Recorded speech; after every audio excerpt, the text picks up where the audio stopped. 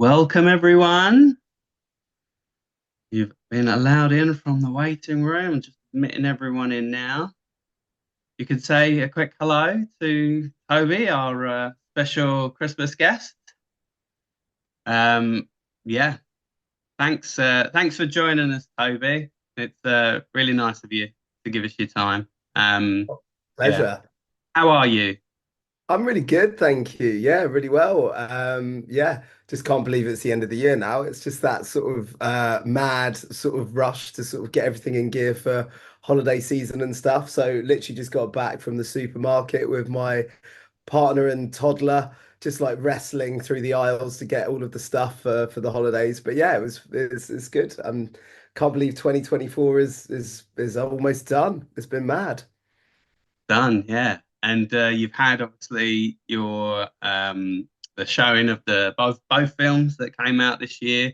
Um, I mean, now that we are at the end of this year, when you look back on it, what's this year kind of been like for Oh wow. I mean, it's been amazing. I mean, like obviously um, I think as it relates to this conversation, just like, sort of it's just been remarkable to sort of put both of the sort of like films out. And I'm as equally sort of delighted with like the concert film as I am with the documentary in terms of where we got to in the final sort of craft and edit of both of them. And they've been, seems to be sort of well received by people, which is always lovely. You never know, it's always terrifying.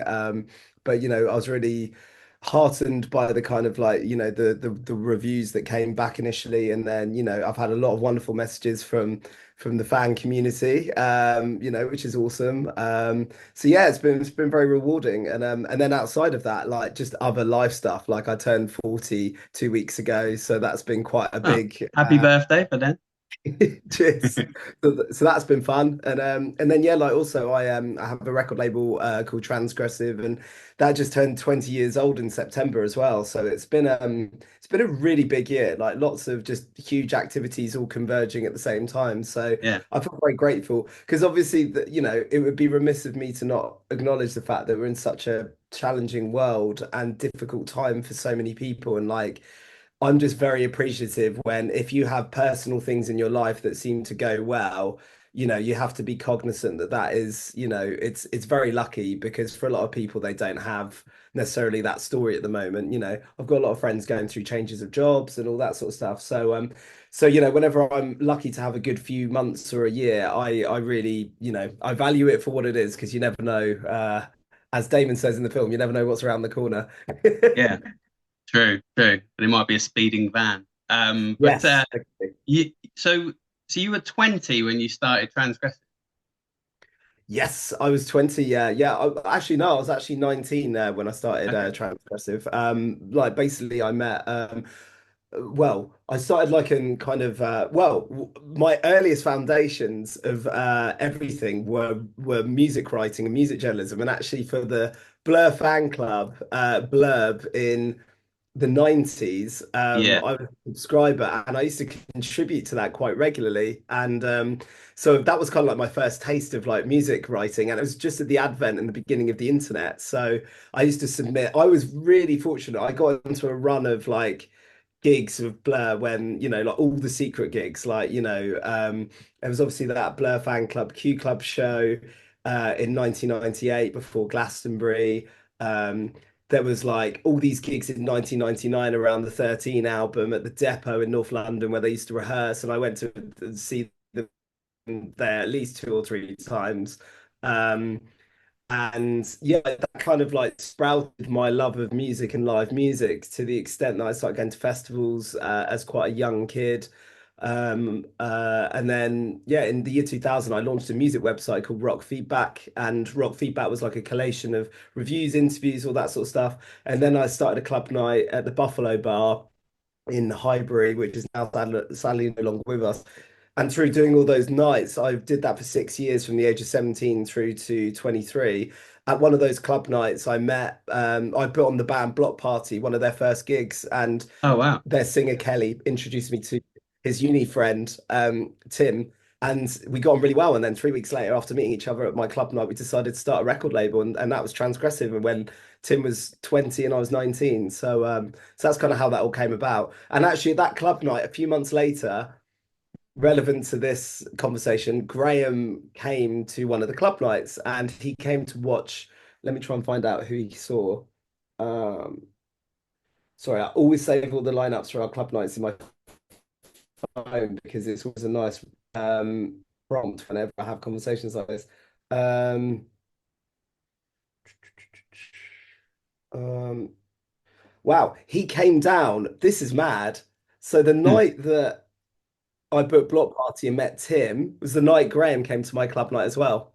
And he watched Block Party and Regina Spektor. And I'd end up signing Regina Spektor to Transgressive a year later. And that was the first album we released. So Graham came down in September 2003. And this is a mad story, actually. I was like on the door, like doing the guest list, and I couldn't believe, oh my God, Graham Cox has come Yeah. to my club night. And obviously I tried to play it cool as much as one can when, your hero arrives. Um, and at that point, 2003 was an interesting time because Graham hadn't been in the press much, and all anyone knew was that he had left Blur, and obviously Think Tank came out that year. So I was just like, wow, what are you up to? And he goes, well, off the record, I've made a new album, and that was going to be Happiness and Magazines that came out the following year. I said, wow, if you ever wanted to play the new songs in my club night, I just said cheekily, you could come and play here. And he said, all right then. And I was like, what do you mean? He goes, here's my email address. And I was like, what's this about? So I emailed him and he emailed me back the next morning and he goes, what's going on at your club night the following month in October 2003? And I said, well, it's the 1 year anniversary of my club night. If you want, you can come and play it and headline it. And that's what happened. Like October 2003, Graham came and headlined. And it was the first time he played any of those songs from that record. Like So Spectacular, Freaking Out. It was the first time he ever played it at my club night when I turned, and I think I was 18 years old when that happened. So you Good can time. imagine how Yeah. mad that situation was. And yeah, so that was the first time I met Graham was at my club night, which is kind of mad. And that's also where I Perfect. started my record label. It's also where I got the phone number of my wife, and we've been together for almost 20 years. So yeah, if anyone wants to just All came together, didn't it? Yeah. yeah, like this is the great thing about club nights and putting on events and shows is that it's a community building thing, and you never know who you're going to meet and what's going to happen. So I can honestly say doing it changed my life. Absolutely. Yeah. Um, awesome. Keep this coming. We've got another question from Peter. I'm just going to unmute him, and then yeah, he's going to ask his question. Hi, Toby. Good to meet you. You too, Absolutely mate. loved the documentary. It's a simple question, really. What was the hardest thing to do in the documentary? Oh, well, I'm pleased you liked it, Peter. Thank you very much. Did you say the hardest thing to do within like the creation of it, you mean? Yeah, Or the creation of it. Yeah, yeah, um, I think like when you make a film, it's like really it's all consuming. So it's the nature of really long shoot days, not really eating or sleeping very well. And I guess sort of like putting a lot of your physical, mental well-being on ice whilst you go in this yeah, tireless pursuit of trying to create and find something. And also just being constantly alert, like you're on high alert. You've got your director of photography who's holding the camera, you've got a sound engineer, and it's just you with the band or the subject in front of you, and your job is to basically be present and like kind of do it in a way where they don't feel encroached upon and that you're not yeah, interfering with their space. But the nature of you being there and documenting what they're doing is an interference. But I guess my job is to sort of try and calm everyone into believing it's not a big deal. And then to that extent, people then slowly but surely, I guess, if not forget, then they just come to terms with and don't care about the camera being there. And then so I guess that protracted period of shooting and capturing and gathering material is really, time consuming and ensconcing in terms of your concentration levels. Then the next hardest bit always is the edit. You yeah, are confronted with literally hundreds of hours of footage, and you kind of know what you want to tell, and you know the raw chronology of it all, but that doesn't mean that you can make a good film even if you have that in your head. You still have to put the pieces of the jigsaw together, and it's timely, it's expensive, it's draining, and it can be really painful when you feel like you haven't made the progress you want to. But then the beauty of that is that you then have a really productive day, and then you're like, wait, what if we put that quote there, or that shot there, we move that around, or move that scene or that subject matter there, and then suddenly it all starts clicking into place, you know. And I mean, in the documentary, I mean, I don't know if everyone's seen it, so apologies if this is a spoiler, but like, you know, the first 5 minutes of the film is actually when Damon almost has that near car crash, and sets the theme up about mortality and getting older quite quickly into the running time.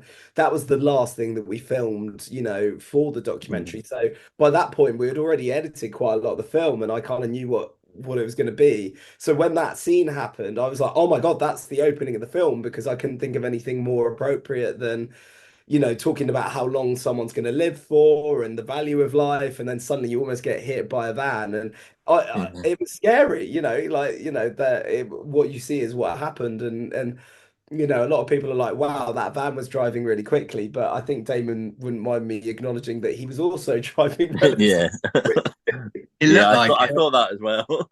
Yeah, I mean, I don't know. I think he's yeah, he's used to those roads, but he's only been driving for a couple of years, so I think maybe other people are even more used to those country lanes. But yeah, I mean it was quite a sort of shaky experience, but it felt like the right thing to put in the film. Even Damon, when he watched the first edit back and he saw that, he was like, yeah, that makes sense going at the beginning. He was like, that's a good beginning.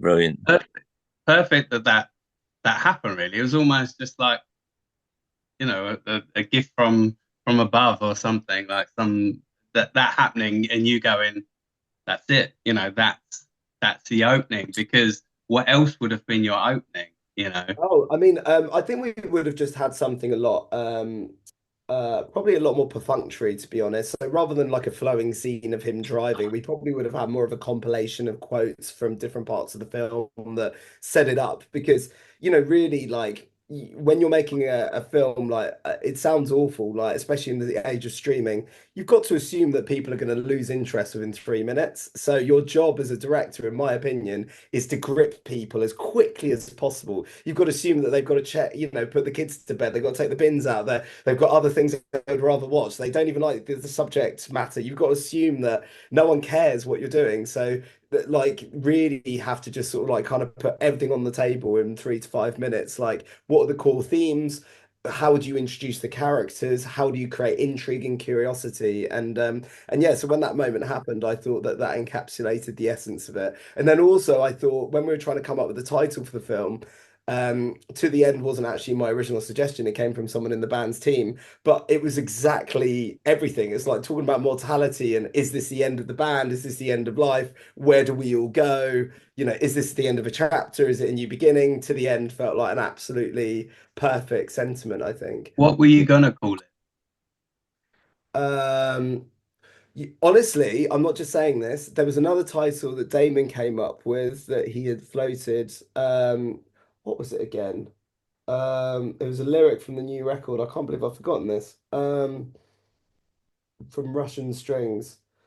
Uh, I think he wanted to call it Strings Attached. That's it. Yeah. Okay.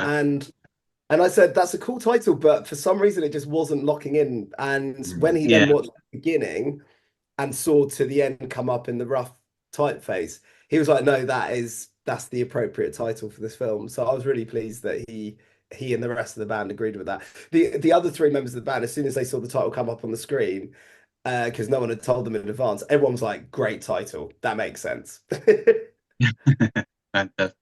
Well, cheers, Peter. We have another question from Sonia. If you can mute yourself. Hello. My mom is giggling. It's the only word that she understood so far because I'm at my mom's. Anyway, hi Toby. Thank you for your time. Nice seeing you again. You too. Nice to see you too. So my question, without further ado, you have a creative job, and like pretty much all creative jobs, it can be seen as a bit of a privilege.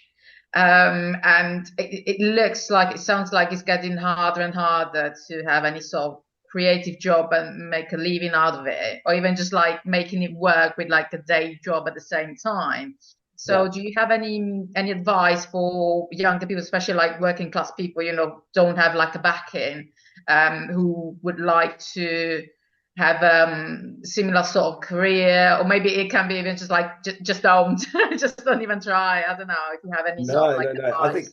I think the thing about life is that I think you've got to try and do everything as long as it doesn't harm yourself or others. You should try everything, like whether that's, doing your research and jumping out of a plane and doing skydiving and, like whatever you want to do in life, you should try it because we've only got one shot at it. And it's to use your word privilege, it's a privilege to be born. The odds are against any of us on this call like being alive, there's higher odds of us not existing than there are existing. So we're only here for a short period of time, and it's a real everything is a blessing. Every breath is a blessing. So my instinct is definitely try, but the difference between hopes and expectations is paramount. I have 100% hope. I have zero expectations about life, and I have zero sense of entitlement that just because I really want something and I've worked hard for something that I'm entitled to that happening. I think if you get rid of expectations and entitlement, but hope hard and work hard, then I think the opportunities will stack up. I also believe this sounds a bit cosmic, so forgive me for a Saturday night, but I also believe in the essence of goodwill and karma and morality. I think if you operate in life ethically in a good way and you give out good energy and you emit a certain sense of care and empathy towards others, then I just believe the universe rewards you in kind. I just really believe that because that's how my life has been, whenever I try to like kind of whenever I have something exciting or successful happen, I then try and double down in terms of other goodwill gestures, in terms of, I don't want to talk about it on here because it'd be a bit inappropriate to talk about what I may or may not do that could be deemed helpful. But I think that's important as well, is that if you've had a benefit, then you try and reciprocate and pass along benefit to uplift others or situations that help people. But in short, in terms of the working class thing, I mean, it's easy for me now because life has gone professionally really way beyond my expectations in terms of where I've been able to get to in my work and my career. But when I started, I knew no one in the music industry, no one in the TV industry, no one in the film industry. My family had lost the family house, like we had to sell it and then we ended up renting it because my parents couldn't keep up mortgage repayments, so we lost all of the money. My dad lost his car. Like I grew up, that was my childhood, was seeing all this happen. So I can genuinely speak from a place of like being privileged because of the things I said earlier. I had a family and we had a roof over our heads. We could just about afford regular meals and stuff, but it wasn't like easy. Like my childhood and my growing up wasn't easy, as such, getting into the industry wasn't easy. Like the amount of times I used to get contacts and then try and call them or email them and no one would reply or they'd put the phone down. That happened for years, but I was persistent, and I just tried to work really hard. When I started music writing, I wanted to improve my writing skills. I wanted to then, improve my interviewing skills when I started interviewing artists and industry figures. And it's just like one step at a time. If you keep putting the hours in, you eventually grow trust and relationships and goodwill. And maybe one of the interviews of an artist that you do suddenly gets blown up because the artist explodes and you were one of the first people to talk to them. That then makes other artists trust working with you. And before long, I say before long, maybe several years later, you're then in a place where you can call it your job, and you eventually start getting £100 here and there for an article or a couple £100 for a club night because you sold out all the tickets. And then you just sort of reinvest that and reinvest the time and then eventually get there. But I mean, it is definitely really hard like now, but I think it's always hard in the creative industries, whether you're a band, whether you're working with bands, whether you want to be a journalist, whether you want to make films, it is really hard and it's really competitive as well. Um, all I would say is just don't give up. It's 10,000 hours, it's 20,000 hours. Just keep putting the hours in, keep writing out goals, don't be entitled, don't expect anything, be kind to people, and I believe eventually it will happen. That's my belief. Well, you Great certainly advice. are very, very kind to us. So, in terms of like giving back the karma with us, you're definitely doing that.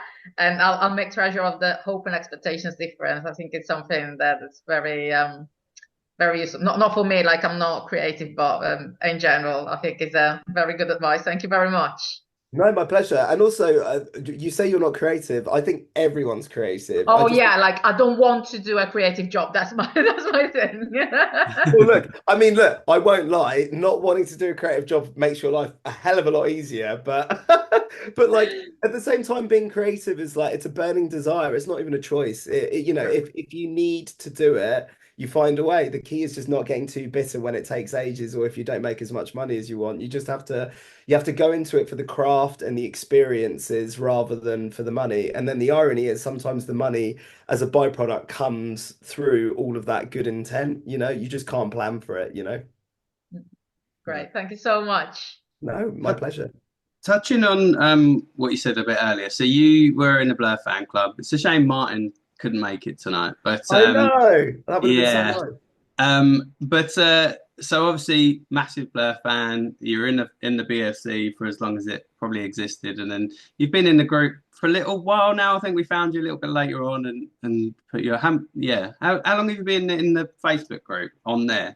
I'm relatively new. Like I think someone Yeah, realized I wasn't of on course. there, and like to be honest, the only reason I wasn't is that I'm just not big on Facebook anymore. Like I just Yeah, you know, like I'm sure a lot of people on here, I bet there's a lot of mixed feelings. I bet on the one hand, everyone's delighted that you've all found each other and, you know, you've got this wonderful, warm community. But on the other, it's run by all these psycho, yeah. you know, evil, you know, like kind of supervillains that are just ruining the face of the planet and all humanity. So it's like, it's a real double-edged sword, isn't it? I mean, a lot of people they do say they're only on Facebook for this group, which I'm Yeah. happy with, you know, and it's lovely that if you or you know other groups and things like that where people can be a part of that kind of community and maybe just forget the rest of the nonsense from all the advertising and all the I think evil people. Yeah, I think if I had to have a gun to my head and someone said, is social media good or bad?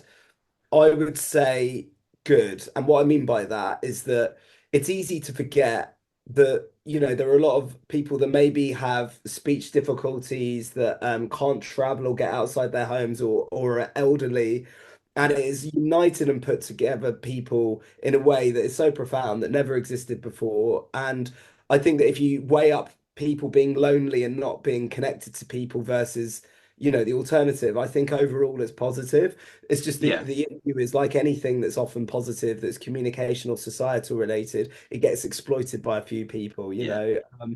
So yeah, I think it's great, and I think you know the fact you guys, I think what you do, Ian, and a lot of people on this Zoom, like putting together the essence of what that original fan club was in the modern age. I think it's wonderful. I think it's a brilliant thing. Thanks, mate. Yeah, we try, and there's some amazing people in the group, and really great connections. And you are, and forever will be a part of that. And being a big Blur fan, when because you were at the playback for that first new album, playback, like putting aside everything that well, you are filming, but you're actually hearing this for the first time as well. I mean, what was your feeling then? And listening to that music back, were you like, this is amazing? Or, you know, maybe that could be better? You know, what happened when we first heard that music? Well, I mean, this is where, you know, I'm not trying to brag now. This is just the chronology of events. I was really lucky that the day that we agreed, actually before, I was at Damon's studio working on another project with Damon through my transgressive label, and we got to the end of the subject matter, and out of the blue, he said, "Do you want to hear the new Blur demos?" And I was like, "What?" And this was like before Wembley was even announced. I was like, "What do you mean Blur demos?" He just got back from tour from Gorillas in America, and he had demoed the Ballad of Darren on the road. And he goes, "Do you want to hear the demos?" And I remember someone in the studio just like their ears like, "What?" like even they were surprised because he had only just got back and he was like, yeah, I've got a Blur record that I've started writing, and it was just such a shock, like and he very kindly played me like the very early demos and sketches for the Ballad of Darren. And even then, like these rough demos and stuff, like I could tell like the material was really strong. Some of the songs didn't even have lyrics, but they have melodies, and I could just tell the melodies were really strong. Um, and some of the songs sounded completely different. Like St. Charles Square sounded like an almost like dancey calypso-y type thing before Graham turned it into a sort of, Bowie Scary Monsters noise Yeah. fest. And but it was really good. I remember thinking, wow, that's really exciting. And then the next time I went into the studio was to see the band together to talk about convincing them to try and do the documentary. And after 45 minutes or so, Damon was kind of like just looking at his iPad, just like, waiting for the meeting to finish. I think he was already decided he was up for it and just wanted everyone else to decide. And then anyway, we kind of got to the end of the meeting and Damon was like, right, enough bollocks. Should we hear the record? And basically they had developed it even further at that point. With obviously all the band playing on it. And so I was able to hear like a very early version before final vocals and final instrumentation at Damon's studio. And again, like it was amazing. It was so good. So when I then went to Devon, and that was the first day of shooting where we see them do the playback for the first time, that was the first time the four of them had heard Damon's vocals, and the first time Damon had showed the lyrics to the band. And I think that's why it was an emotional experience, because obviously I guess the band were hearing for the first time what Damon was going through and what his life was like, and it was intense. I mean, it's in the documentary. The way the documentary feels is what it felt like in the room, And but all I knew was that, again, I guess switching hats from the documentary maker in the room, but then to your point about being just a fan of the band and their music, I could just tell that the music was extraordinary. It was just such a soulful record. And I think, in 20 years from now, when people go through the entire Blur catalogue, I think the Ballad of Darren will be right up there with all of their great records. I think the songwriting and the meaning behind it is very profound, And, again, selfishly, it makes the film better, doesn't it? Because imagine if they had delivered a turkey. I mean, it would be it would make the film way worse. Exactly. You got lucky. You got lucky, mate. So we have Pat that wants to ask you a question. I'll ask to unmute. Hi, Toby. Thank you so much for doing this, and thank you for such a beautiful film. You had me at the chickens. I'll put it that way. If you want, if you wanted to draw somebody in, getting those chickens in there was perfect. Well, I mean, I appreciate you saying that. Did anyone notice there's a lot of Blur fan Easter eggs in the film, but there's a shot of Tony that looks like the Tony flag. Yeah, Yes. It looks like the band cover. And like there's just all these little things I thought littering along the way, if you know something. But also as well, like I just thought it'd be really funny. Again, you've just seen Damon almost crash, and then the next time you see him, he's in his luminous yellow shorts feeding chicken. And it's like I just thought it was so incongruous to like what was once someone that was so defined by London life. Here he is in the countryside, in the environment that he threatened others with, in a pastiche way in his lyrics. And here he was in that situation. So yeah, it was funny. It was utterly perfect. I mean, you're a fan, you probably know some of the little quirks of this fandom, this longtime fandom, but one of them is that he's sort of a hobo. Really, like truly. And I mean, that was just perfect. The way he's stumbling down the walkway with his stick. It was anyway. It's the fandom that I was going to ask you about. Like you come at it not just as a filmmaker, but as a longtime fan. And I think part of most fandoms, most rock bands, is we all have our little ideas of what each personality is like and how they all come together to make that unit. I'm just wondering, when you were so immersed in their lives, did it line up with what you had sort of thought when you first became a fan of what they were like? We have our little Beatles characters and we have our little Blur characters. Did they come out true to what you had thought all along? Yeah, I would say absolutely. I think the reason that they're good subject matters, putting away, I'll come back to the fandom in a second, but I think the reason it's a good set of people to make a film about is that they are so complex and they Yeah. are so distinctive. Like you've got four completely different kind of like personality types, and in a weird way, one could argue they probably shouldn't sort of appear. Um, but the contradictions are what makes Blur such an interesting band musically. Like you can hear it's almost like a conversation between the four of them and the way they play. Sometimes it Yes. sounds like an argument even, but then sometimes it sounds like this incredibly harmonic, beautiful kind of like collection of ideas and people. And that's what they're like as individuals, and so for me, it was like, yeah, they lived up to their nuances and quirks that I'd Yeah. observed over the Yeah. years in a wonderful way, which is reassuring because it makes you realize a lot of people are quite.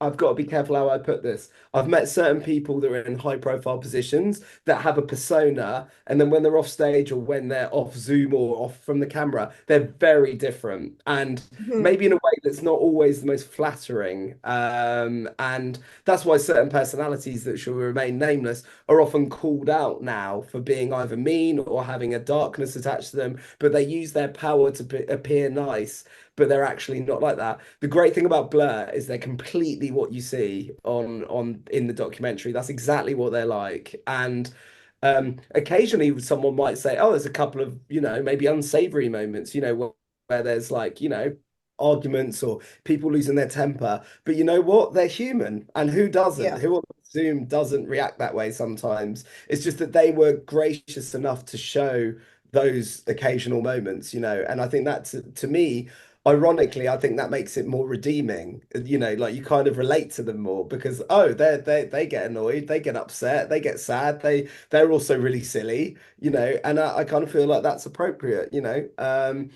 And then I guess to your point about fandom, like I feel like my responsibility when I'm making a documentary is to try and tell an honest story. If you go Hmm. in and make it sycophantic or superficial, it's not going to benefit the audience, it's not going to benefit the subject or the artist. So there's kind of this tug of war in my head between just wanting to be, the doting fan that's just like, laughing along and like, oh my God, I can't believe I'm here. But then equally, the person that's like asked the difficult question, make sure that you've pushed them on something, make sure that it's, again, real and genuine, because otherwise it's going to compromise the integrity of the whole story and the narrative you're trying to build. So, I kind of use my fandom just to help us knowledge. Like the amount of times where I was able to get, they'd be like, "Oh, what was that song called again? We did in this year," and I'd be able to go, "Oh, it was this, and it was the B side to this," and then look at me a bit like, "Yeah, it was." Oh. Anyway,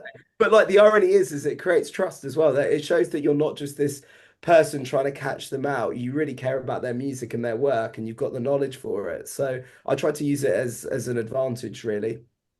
Beautiful. Yeah, I mean, you did a fantastic job, and I'm just very, very grateful to have this as part of their history. So thank you so much. That's really kind. Thank you so much. And I guess linking to that, like, the band is so interesting that not many bands could sustain having four documentaries made about them. But I Mhm. really want to make this one very different to the others. But equally, I wanted it to be as quotable as Star Shaped with ridiculous, silly comments that make you laugh. But then I wanted it to have the emotional heft of No Distance, but I also wanted it to feel very different. Like to me, like if there were any references for it, it's probably like Michael Winterbottom's directing, who does The Trip with Mm, Steve Coogan, Rob Brydon. It's more naturalistic, more ebbing and flowing, dry humor, natural, beautiful landscapes. I really wanted it to feel yes. like you're sort of like just in a dreamland the entire 100 minutes, really, with the band very close up. I felt that would be a different direction to the other three documentaries, if that makes sense. Yep. And that when you say the landscapes, a couple times when I cried during it was seeing those landscapes.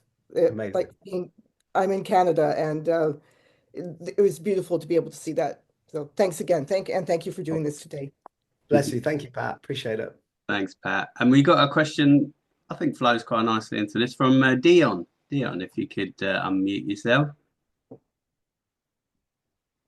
Hello. I hope you can hear me because my Wi-Fi has been dodgy all I can day. hear you. Um, All good. thank you. Um, Lovely to meet you, Toby. Thank you again. I'm just echoing what Pat said about the documentary and the concert film as well. And I know you've done other documentaries on very, very different artists from Blur. So I wondered when you kind of like think, do you know what, I'm really interested in making some sort of documentary, some sort of like something about their life, what they're doing right now. What do you look for when when you choose a subject and think, I'd like to really delve and deep dive into their lives?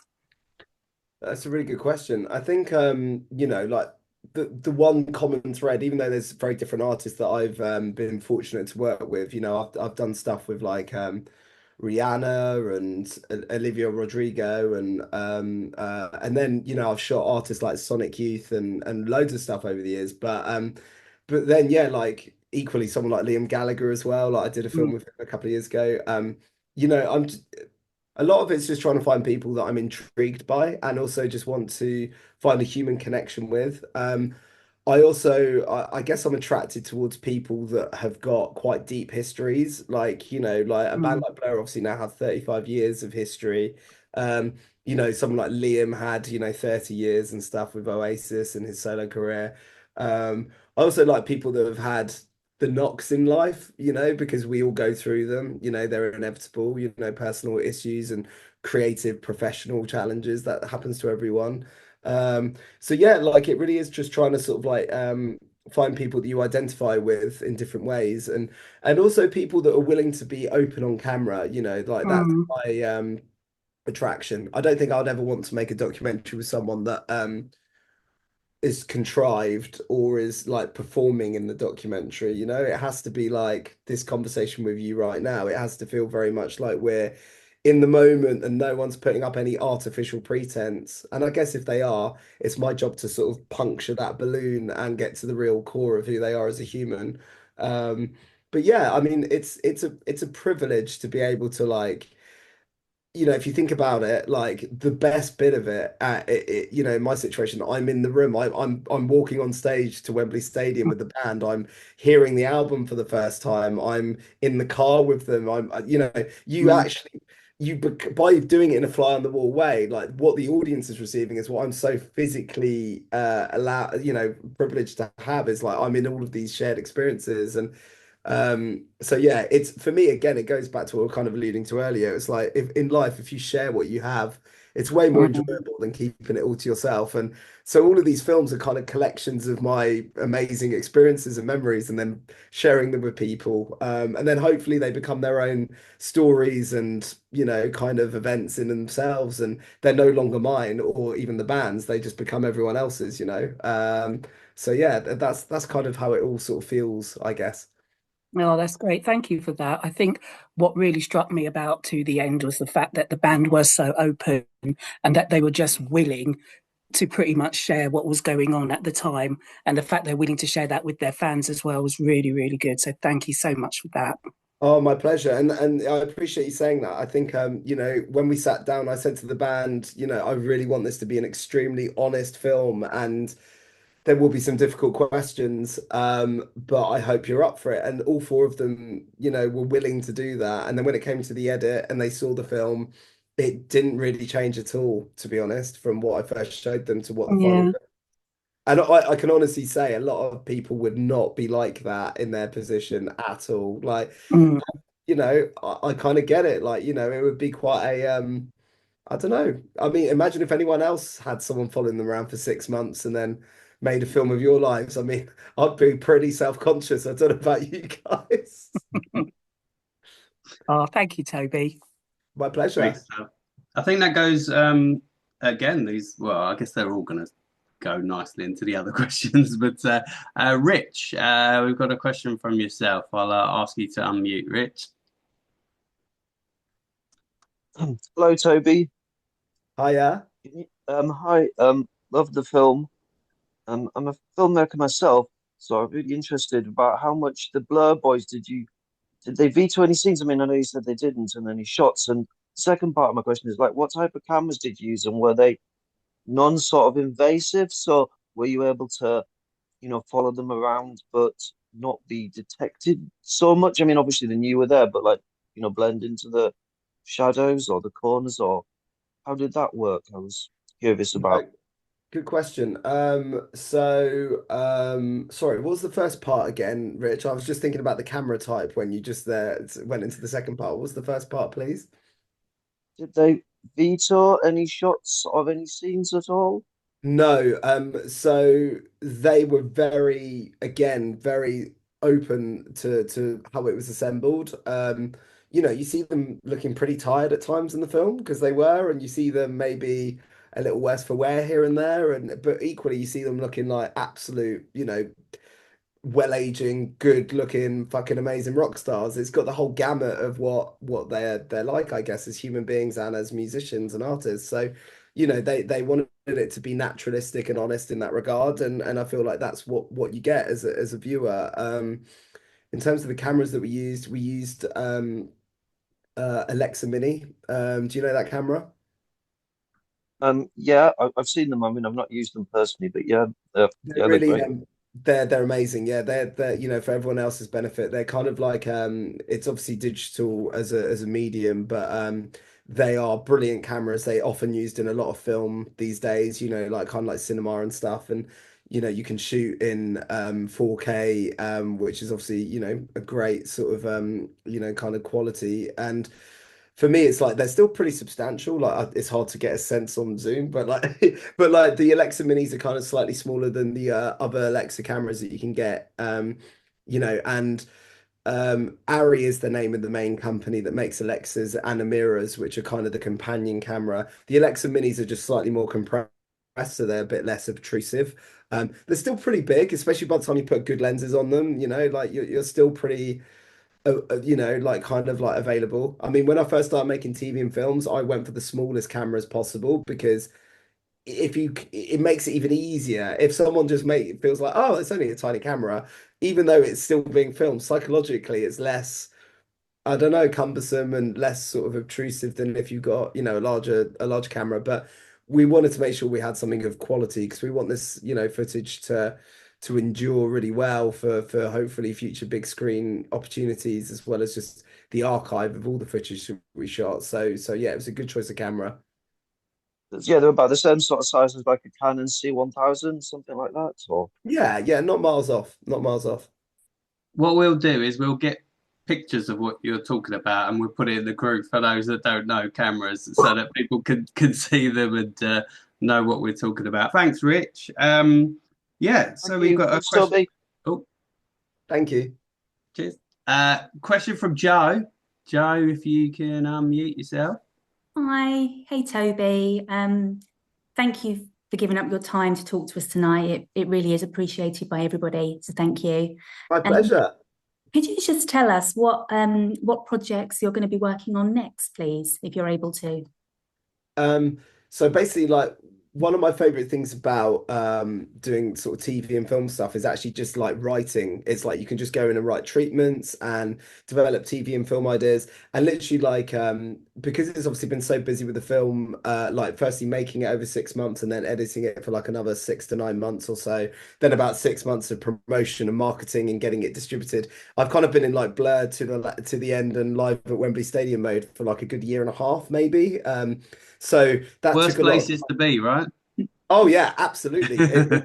It's been amazing. It's been a great place to be. I'm definitely not complaining. But all it did was it just meant that other projects slowed down, as you can imagine. And also being that I have a toddler and a wife and family and friends that I'd like to see more of and stuff, I've kind of really like enjoyed slowing down the last couple of months and just like living life a bit and and also, doing my other like very hectic work jobs that I have, running Transgressive with my friends and putting out records via that and putting on all the events that we do with that. So, I've always kind of had 3 or 4 jobs, which I guess to Sonia's earlier questions about how you can create a career in creative work, maybe another tip is like having a variety of outputs in creative work rather than just one, because I do so many different things to keep the lights on, as it were. Like I put on gigs, I have a label, I have a publishing management company, I make films. It's like I don't do just one. It's like 5 or 6 different things really with an amazingly talented team. So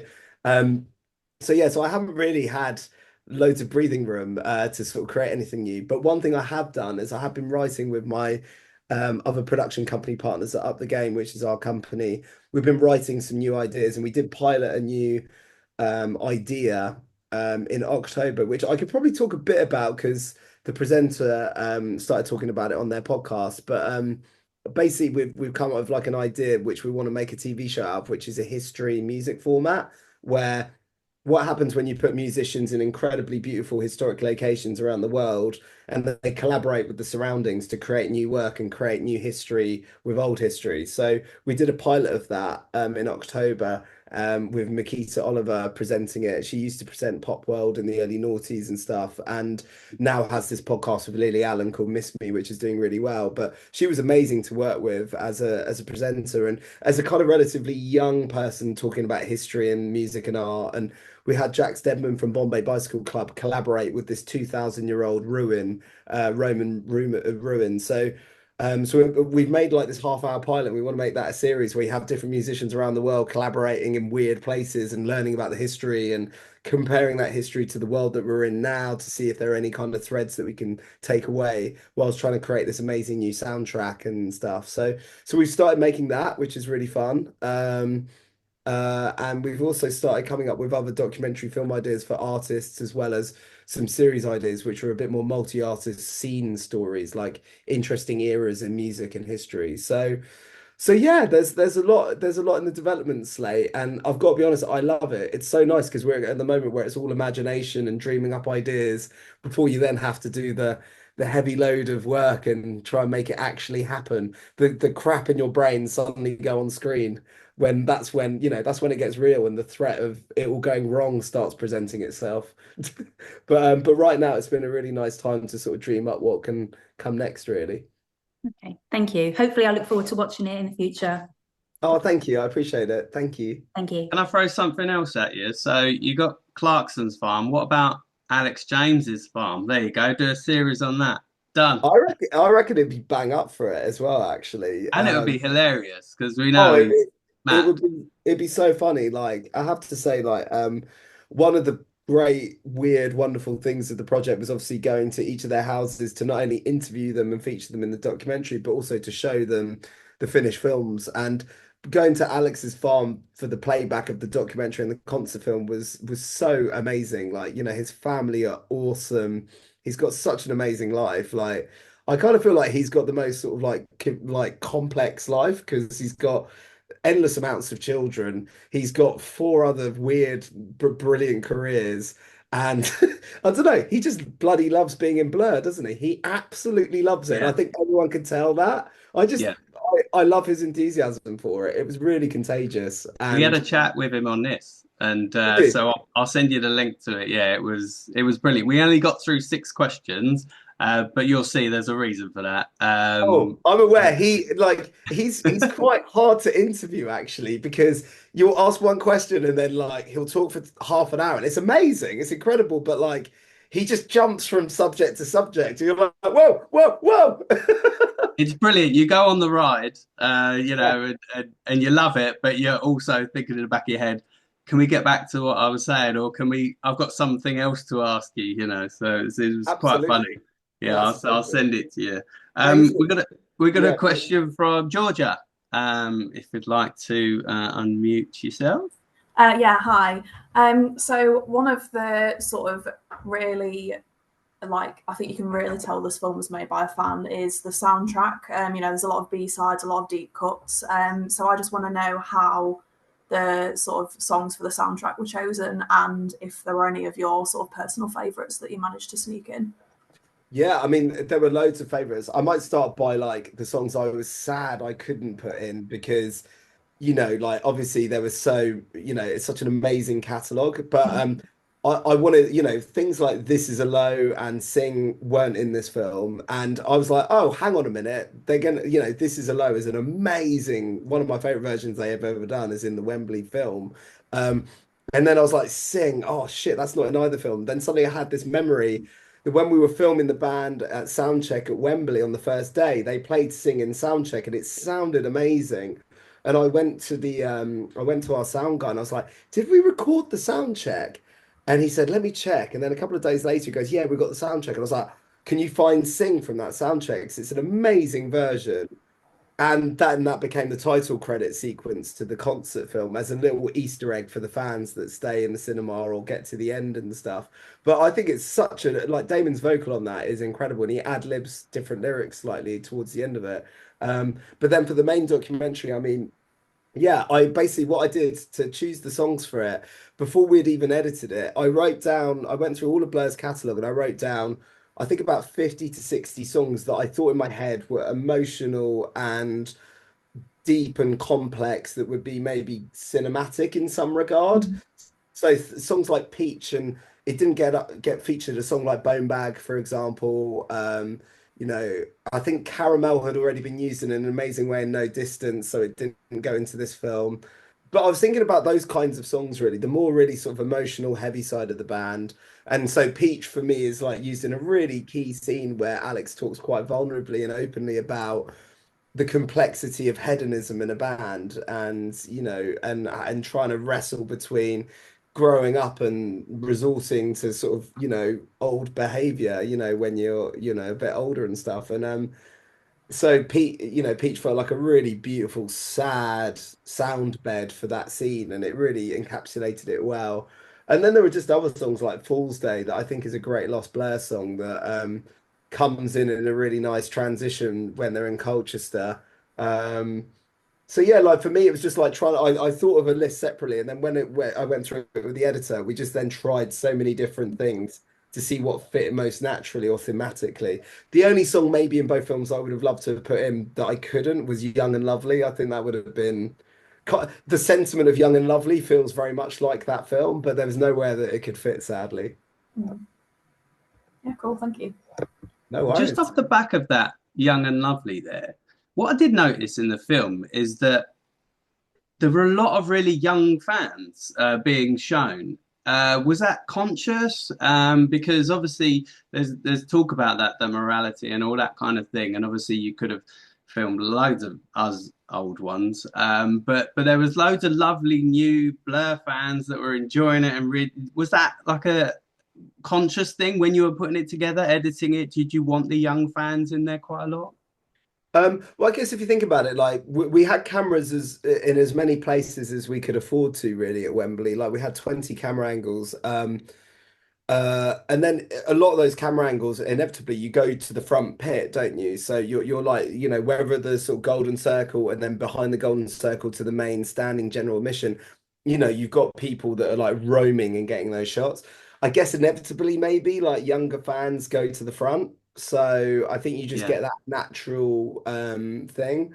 But we tried to showcase quite a lot of variety of ages and people, especially in the concert film. I feel like it's very eclectic. You see, Yeah. you know, see sort of like couples like hugging and crying, and you see, you know, like literally, like I think there's like a 7-year-old that's obviously with his dad or whatever, and you know, you see multi-generational fans, I think, and different really, types of people as well. oh Like, yeah, it's so really diverse. you know, people that would maybe dress a different way and have different makeup or different piercings. You know, there was really a great selection of people. Yeah, there was definitely quite, yeah, like there There's were a even lot a about couple. Blur as well. Yeah.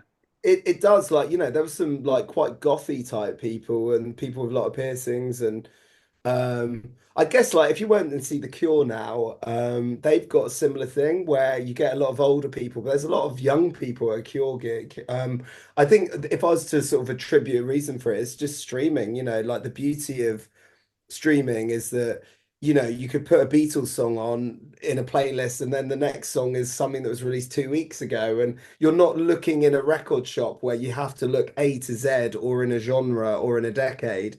You're on a playlist and you're one click away from a song that you might fall in love with, and that song could be 30 years old or it could be 3 minutes old. And I think that has created in a positive way a complete destruction of stigmatization against background, ethnicity, genre, and age. And I don't know about anyone else here, but in the 90s, it was very ageist. Like you were, if you were like a teenager as I was, you wouldn't like the Rolling Stones. You would slag them off because they were your dad's music, you know, which in retrospect, what a shame, because, you know, like they're an iconic band. But now I'm noticing kids just don't give a shit at all. Like where you're from, how old you are. They just want to hear the real shit. In a weird way, maybe age has become cool now. It's like, yeah, I want to watch the real thing. I want to watch Iggy Pop get, you know, naked at the age of almost 80, going absolutely ape shit, you know, and I kind of feel like that's where we're at in culture now, which, you know, for all of the bad shit in the world, that's a really brilliant development, in my opinion. And the fact that that stuff is so much more accessible as well on streaming, whereas back then maybe it would have been harder, or you had to buy those records maybe, and so yeah, so I think that's again where social media and streaming, like you said before, becomes a big thing. Yeah, and a positive thing, because we obviously we all sort of like read a lot of negative press about it, and a lot of it is challenging for young artists in particular to break through because of the sheer volume and the potentially over democratization of it all, as well as the the threat of AI. So there's all just this machine bollocks music that doesn't really get made by humans. And so there's a lot of negatives and threats, but the positive again is a more affordable, accessible deconstruction of music being available, you know? Yeah, and we just need to focus on that. I'm conscious of the time. Can we get three more questions in? Are you I mean, all right? I'm totally fine. Like, however many questions you need, like, it's all good. Okay. Well, we got three kind of like main from people that are here. So, Faye, if you want to unmute and ask your question. Cheers, Toby. Hi, Toby. You right? Oh yeah, I'm Hey, good. How are you? yeah. I'm good. I'm good, thanks. I'm liking your SFA OK at the back. Yes. That's cool. So I got that at Brixton Academy when Super Furry Animals reformed about, oh gosh, maybe about 9 years ago. And obviously any fan here that will have seen Blair on the 1997 tour would have known Super Furry Animals Yes. were one of the support bands. So there you go. All roads back to Blair and everything. I know it's like a seven things separation, isn't it? Yes, exactly. Yeah. Cool. Right. So my question was related to the Wembley shows, and obviously you would have been like super busy, like sorting everything out for the documentary and the filming and stuff. But did you get an opportunity to enjoy the show, because it was amazing, obviously? Yeah, I mean, I absolutely enjoyed it. I guess I enjoy it in a very different way to like not sort of having cameras present and stuff. Like it's just a very different experience. Like, for Saturday, which is where we had the big 20 camera shoot, I was basically in a porter cabin, I think underneath Wembley in the car park or something. It was like a weird, like basically for the documentary, I walked on with the band to do the walk on shot, which is obviously a big hero shot for when they come on stage and the big reveal. As soon as I knew that shot was in the can, I literally ran stage left, I think I was, all the way down the ramp of the backstage of Wembley, just as the opening chords of the first song were beginning. And I ran into the porter cabin and then put my headset on. And there were like 20 little monitor screens. And I then started directing all of the operators who I'd met earlier in the day and had briefed in advance with notes on the set list and how to shoot things and the kind of general overall approach for how we'd capture the show. So everyone knew what they needed to do, and then they just needed me for 2 hours to bark at them down a sound like kind of device. And yeah, I mean that's a buzz. Like being able to sort of direct a show, with a set list you love, with a band you love, with camera operators you love, with amazing equipment, amazing technology. Like tower cams in the middle of the stadium that can go up and down, and we had handheld cameras all around the band and all around the stage. We had a steady cam that was flowing behind the band members. We had like two like kind of robo cams on the pit that were like looking up, that could tilt up and around. We had like a drone going around the perimeter of the stadium for the entire performance, and so many other angles, as I say, in the audience, in the pit, and in the seats, everywhere. So for me, being able to like look at all these perspectives and try and think, how can I get all of the energy of this stadium in each of these cameras that was a real adrenaline rush. Like I was on a high for hours after. I could barely sleep because I was so pumped up with excitement, especially knowing how well everyone had performed in terms of the filming, because it felt very beautiful. And then the next day, we had less of a big shoot. We had only a couple of cameras in the stadium. And on that, it was completely different. I went out with our DOP who did all the documentary to get slow-mo footage primarily on Sunday. And at that point, I was in the stadium and I was like right next to the band members. I was underneath them, I was behind them, and I was also in the crowd. And like, so I had this amazing perspective of the show on Sunday, which was Yeah. I was in the stadium and I was in and around everywhere, like in the audience and around the stage. So putting those two experiences together, it was incredible. It wasn't the same as having 6 pints and in the mosh pit, which was probably just as amazing, I'd imagine. But it was like a very again privileged, accessible like entrance into that world, and it really was astounding. So yeah, I loved it, and I guess the benefit now is that through having the concert film. Like that concert film for me is like my memory of being on the truck that night and just the energy of capturing that performance. But I also just knew like, like you could just tell from watching the footage, like the band is so excited and the audience is so excited. It's like,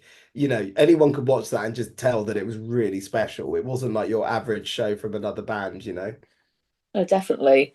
And I mean, did you kind of like, because obviously you'd followed them around for ages beforehand.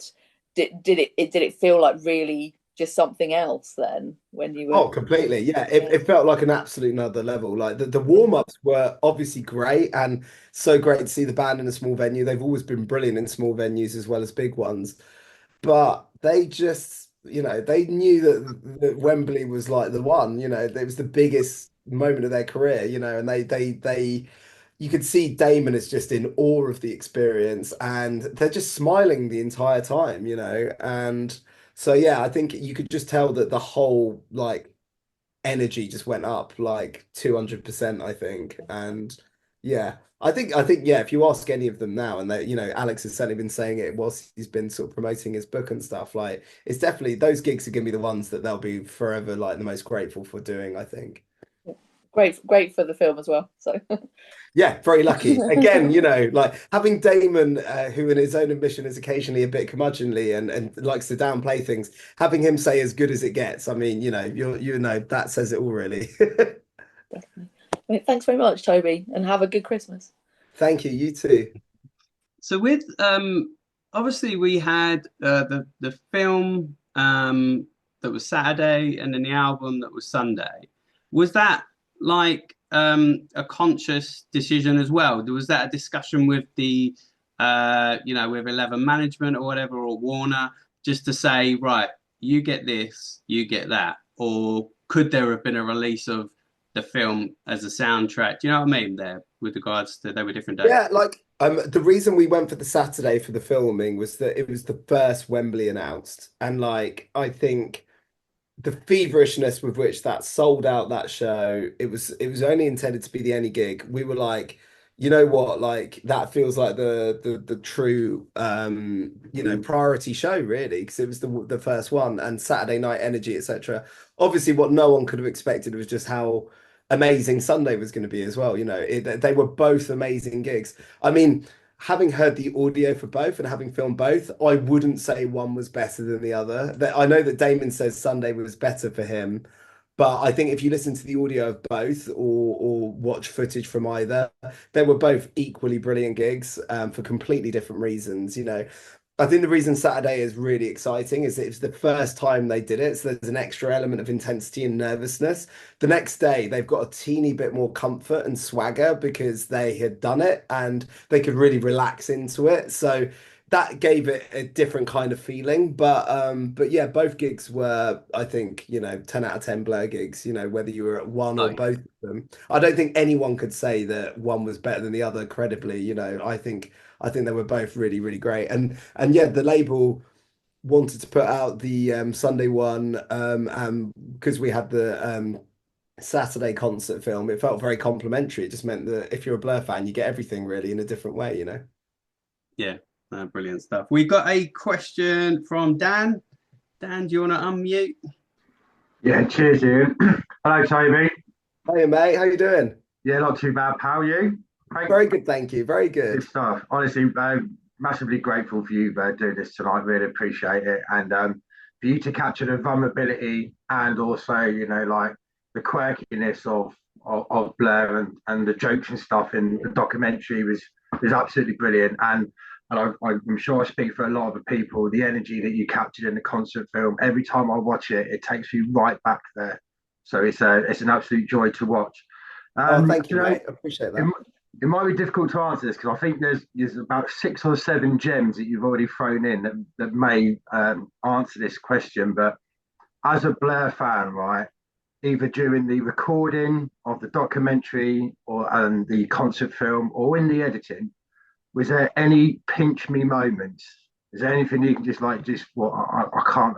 Yeah, is there any other pinch me moments other than what you've already shared with us tonight? I mean, honestly, it sounds like a bit of a bullshit thing to say, but like the whole thing was a mad pinch me thing. I mean, let me try and see if I can find something on my phone that I haven't spoken to anyone about. One of the things as a that's in there, we obviously have a lot of rehearsal footage, when the band first started rehearsing and production Mm. rehearsals. That was an amazing thing to be like, it's just you, the band, and the crew, and they're playing through. Well, what they decided to do in the first weeks was they played every song pretty much that was in contention. And I'm not Wow. joking, I think they played pretty much every song from every album plus a bunch of B-sides. So let me try and find it on my phone. I have, I think, photos of all the songs that they performed in one rehearsal. Wow. Right. We'll love to And- see them at some point. I was going to say, yeah, can you share the audio? I would love to. I would love to. I might have to get some permission, but let me try and find. Sorry, bear with me because if I can find this, Yeah, that's fine. It was in Wimbledon, wasn't it? What's that? Sorry. The rehearsals. I can't remember. Yeah, it's South London somewhere. One of those. It's always that sort of a slightly innocuous sort of you don't know where you are type scenario because all these places are in the middle of nowhere. Right, where is it? Okay, I'm finding some stuff. Did Sorry, they this also is play mad. Think Sorry, I'm just Tank? seeing all these photos. No, I don't think they did Think Tank. I think they Okay. did. I think they did a few from Think Tank, but not all of it. But let me just. So sorry about this, but I think it could be No, that's all right. worth it if It'd I be can interesting find to it. hear Graham do other Think Tank songs, I think. Totally, yeah. I mean, I think, as you can hear on Out of Time, like, he plays it so brilliantly. And oh gosh, where is it? Yeah, I definitely took a photo of all the songs they played because I was like, oh, this is mad. This is all private, so while you're scrolling through it, you could show us. Love that. Nice try. Um, um, wait a sec. I'm going to keep going through. Whilst I do this, I will say, in terms of pinch me moments, I mean, the whole experience, was obviously just like remarkable. And I think the thing that really struck me was just how like open they were to just sort of allowing conversations between them all to happen. And obviously the first sort of act where they're just in Devon was just like an amazing, experience. It just felt so private and intimate and special. And I felt very lucky, I mean, it's very rare that you get to sort of capture, a band sort of like getting together for the first time in a while, hearing their record for the first time with all the songs and the vocals. It was amazing. And as I say, walking on stage with the band, at Wembley was like, absolute like life-changing experience and something I hadn't really thought about that walk on. I mean, I'm also walking on stage to 90,000 people, and that was just, as you can imagine, like absolutely beyond surreal. And yeah, the sound of the stadium was just absolute. It's just tears your head off. It's so surreal. So yeah, no, it was a really, really incredible encounter. I'm really sorry, I'm struggling to find the list of songs, but No, it's all I fine. would say is that what was great is I basically I heard most of leisure, like most of modern life is rubbish, most park life, um, a lot of The Great Escape. I think they did all of that in one day, and I was just watched them go for everything, and I was like, this is unbelievable. Like even that alone as an experience was just absolutely bananas, and just seeing them sort of like relearning Colin's eel and stuff like that was amazing. It was just such a cool thing to witness, and regardless of that's when I was mentioning earlier, you have to snap your sort of hat back to, oh wait, it's like I've got to make a film. Like I can't just get lost in this private moment. But it was great, you know, it really was like wonderful. And also shout out to the band's crew who are the nicest people to work with, you know, like they really were very welcoming, you know, and it's, you know, you're getting in their way sometimes as a film crew. They've got a job to do and you're there to sort of like, you know, kind of capture everything without tripping them up. But they were so welcoming and so lovely. And a lot of them came to the premiere as well and were so emotional about the thing, and they were delighted with the film, which made me very happy. So yeah, in short, loads of pinch me moments. I mean, the whole thing was great. Even the premiere was a pinch me moment because like you're there, you spent you know over a year on this thing, and there you are, and people are watching it and laughing and crying, and you know the band are there as well watching it. You're like, this is mad. You know, it's very surreal, very surreal. And it must have been like you say, with 6 months of footage. Was there, when you go through the editing, was there anything that like kind of triggered, like refresh your memory of that moment within that time? Oh, all of it. Yeah, I mean, yeah. Watching it all back, it puts you right back into the situation, you know, and yeah, I mean, like, yeah, it's funny when we were editing it, like our editor who's based in LA, he said, you know, this could be like a box set, this film project. Like, we could have credibly have done 6 episodes on the footage that we had, and they would have been very distinct chapters. Like, you know, if you get the Blu-ray or the DVD, there's like a deleted scene from Hammersmith where I thought the film was going to end at Hammersmith, where, you know, a bit of a wind down after Wembley. You then sort of see them do the Ballad of Darren, you know, and then kind of reminiscing on this mad journey they've been on. But, you know, we tried it in the edit. It just didn't feel right. It felt like after Wembley, you just needed the wind down of seeing Damon back in Devon and reflecting on the experience. That felt more appropriate. But yeah, there were so many other potential scenes that who knows, maybe one day we'll go back into the rushes and edit them. But yeah, not for a while. Not anytime soon. Not anytime soon. No, I've just got off the mothership, and it's time to figure out where the other UFOs are located. Oh, thank you so much, Toby. Cheers, pal. Pleasure. We'll be waiting patiently.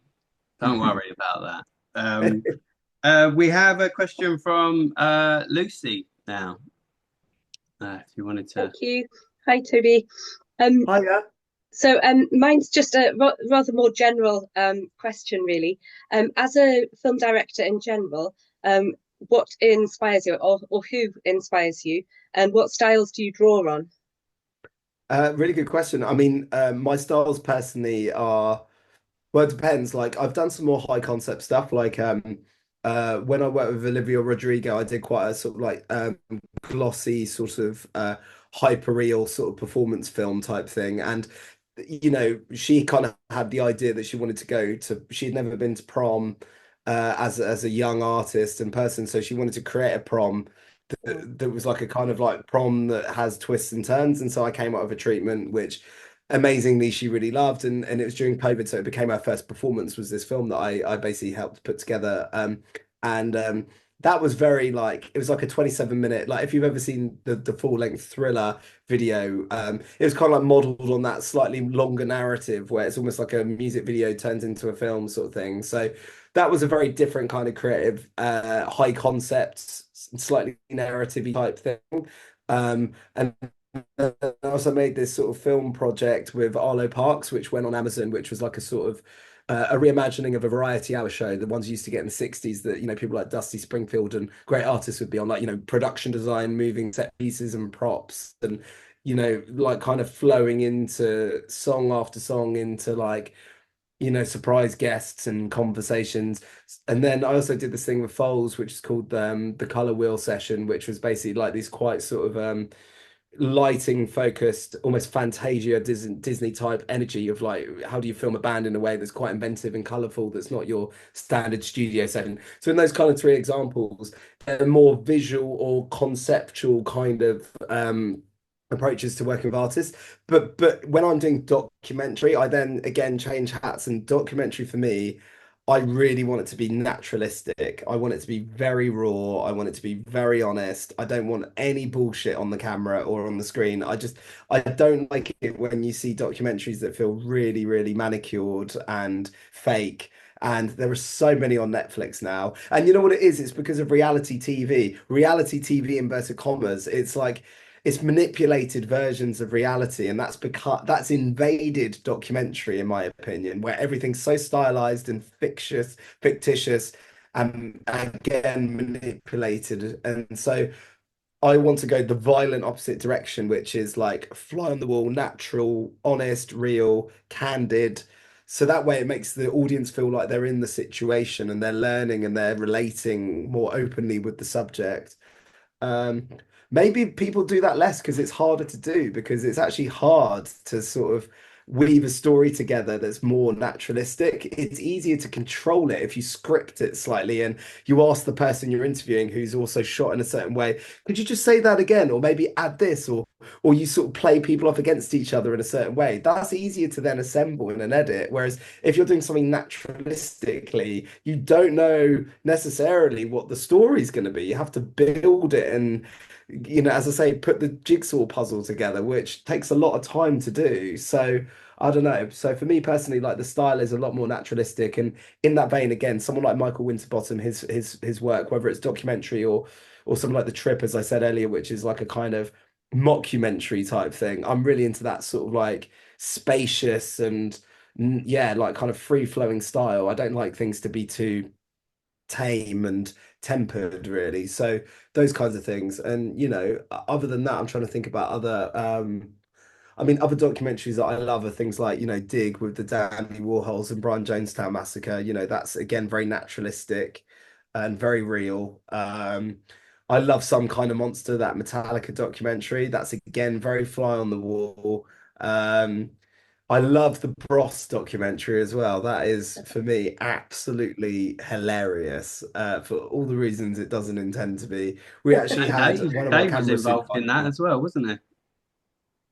Yeah, Dave did the score for that one, and we also had the DOP who shot that film actually was a camera supervisor on the Blur film, so he gave me lots of great gossip about that documentary, which made it even more fun. So yeah, but I like things that feel honest and real. It's that simple. I don't like anything that feels like it's been spoon feeding an audience, or it's like fake Jeopardy and all that crap, with like a soundtrack that's supposed to manipulate the audience into feeling something. I like things to feel very, very much in the here and now, and to feel like you can take something away from it. And also I want people to laugh and cry, all that shit as well. Yeah. I want people to feel emotional, because life is emotional, Yeah. and if you've got someone's attention for an hour and a half, then you've got to take them on an emotional journey, and thankfully, I hope everyone agrees, like, a band like this with the subject matter, like, it does feel a very sort of raw emotional journey, I think. Well, I think you achieved what you set out to there then. Thank you. Oh, thank you. Thank you very much. Yeah, and respect to you, Toby, for not being drawn into that kind of popular thing now, where you can see that these things are scripted, and you're like, that didn't happen, and so it's yeah, big respect to you for honoring that realism and that kind of natural filmmaking. So yeah, thank you. Oh, no, I appreciate that. I mean, it's, sometimes it can be quite entertaining, like, like that Selling Sunset program on Netflix, where, you just got like ridiculously overly wealthy real estate people selling $20 million houses. Like, you can eat a bag of crisps and watch that, and it's good sort of, sort of mind rot for an evening. But I don't know, like if you're doing a documentary about art and music, I personally want it to be inspiring and philosophical. I want people to contemplate, life and existence and all that stuff, really, and so that's kind of where I'm coming from with it, really. Did you ever, like, with your kind of, like you say, Michael Winterbottom, with your favorite kind of directors and things like that, do you ever do little like Easter egg homages to like them in your film, or do you just go, no, I'm going to leave that alone? Yeah, I think you do. I mean, like, there's a scene where talking about mockumentaries, like, obviously Spinal Tap is like the best mockumentary ever. And you know, when you see Graham in this film where he uh flight case and he's just like slagging off like, oh, it sounds shit, and like, you know, he just gets really angry about the whole situation. That for me was like pure Spinal Tap. Like, you know, he sounds, and you know, a bit like Nigel Tufnell complaining about the guitar rack. And he's in on the joke. Like he's you know, like Graham is sort of like, you know, making everyone laugh. He's playing a character.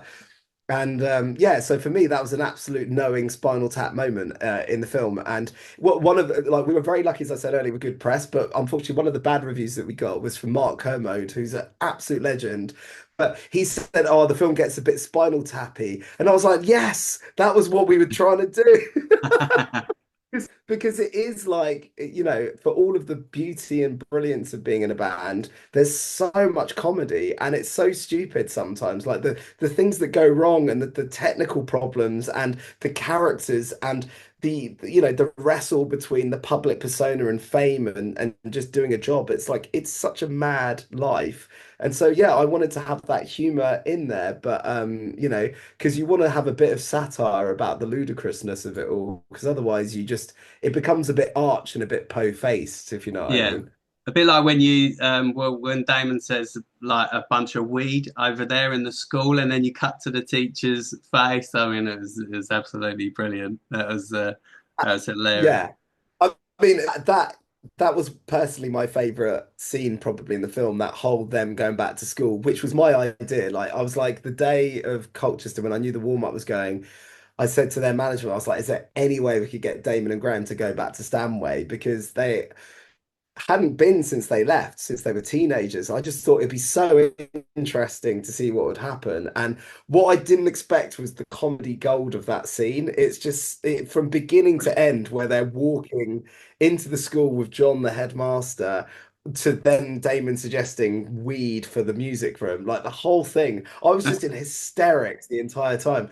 And also when I asked Damon like why he kept getting beaten up, and then he explains that obviously everyone thought he was a, you know, a certain type of person, and just the timing and the delivery of that in the room was astounding. Like, it was so funny.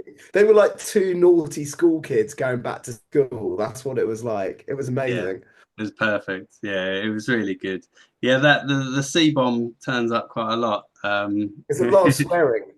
Yes, it must be a favorite word of Damon's for sure. Because he had it written on his hand as well, didn't he? Did he know like you were going to be filming that? So did he Yeah. write it there? Yeah, that's why he did it. He was like, "Oh, if I write this with my hand, you can't use any of this footage." He's like, he was trying to troll us.